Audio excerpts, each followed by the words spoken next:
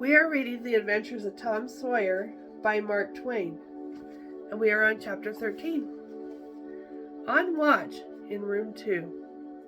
After a quick breakfast the next morning, Tom went toward town and found Huck dangling his legs over a flat boat, looking forlorn.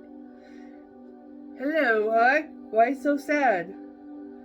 "Tom, if we'd have left them darn tools at the dead tree, we'd got a lot of money." "Oh, ain't it awful?" "Huck, we gotta track them to find that money." "Tom, you'll never find Injun Joe. I'd feel mighty shaky if I was to see him anyway." "Well, so'd I, but I'd like to track him down to his number 2 hideout." "Number 2, yes, that's it. I've been thinking about that. What do you reckon it is?"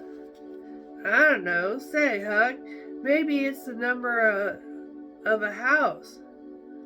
"Could he?" "No, Tom, that ain't it. If it is, it ain't in this little town. Ain't no house numbers here." "Well, that's so. Let me think a minute. Maybe it's the number of a room in a tavern, you know." "Oh, that's a trick. There ain't but 2 taverns. We can find out quick. You stay here, Huck, till I come back."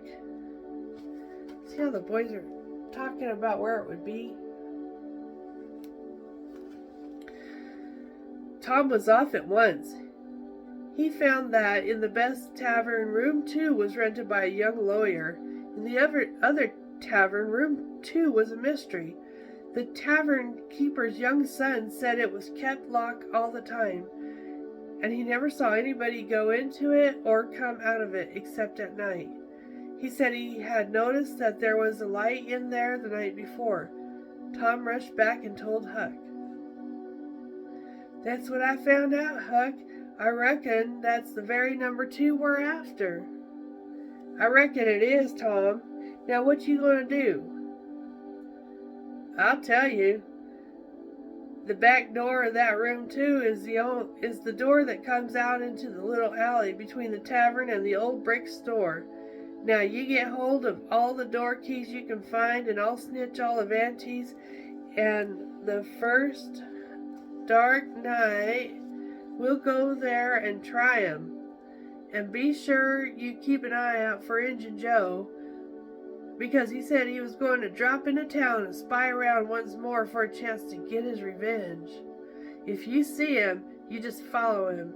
If he don't go to that room 2, that ain't the place." "Lordy, I don't want to follow him by myself." "Why, it'll be night, sure. He might not ever see you, and if he did, maybe he'd never think anything." "Well, if it's pretty dark, I reckon I'll track him. I'll try." "Now you're talking. Don't you ever weaken, Huck, and I won't." 3 nights later, Thursday, was the first dark night with no moon. An hour before midnight, the tavern closed up and its lights were put out. Nobody had entered or left the alley. Tom got his lantern, and the 2 boys crept forward in the gloom. Huck stood watch, and Tom felt his way around the tavern. After what seemed like hours, there was a sudden flash of light, and Tom came tearing by him.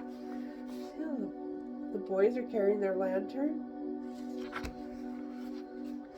"Run," he said, "run for your life." The boys never stopped till they reached a shed at the lower end of the village. As soon as Tom got his breath, he said, "Huck, it was awful. I didn't need the keys. The door was unlocked, and I walked right in. Then, what'd you see, Tom?" "Huck, I most stepped into Injun Joe's hand." "No." "Yes, he was lying there, sound asleep on the floor." "Lordy, what'd you do? Did he wake up?" "No, never moved. Drunk, I reckon. I just got out of there." "Say, Tom, did you see that box?" "Huck, I didn't wait to look around. I didn't see the box. I didn't see the cross. I didn't see anything but a bottle and a tin cup on the floor by Injun Joe, and a whole bunch of whiskey bottles around him." See, Tom's telling him all about it. Say, Tom, now's a mighty good time to get that box if Injun Joe's drunk. Right, you try it. Huck shuddered. Well, no, I reckon not. And I reckon not, Huck. Looky here. Let's not try that thing again till we know Injun Joe's not in there. It's too scary.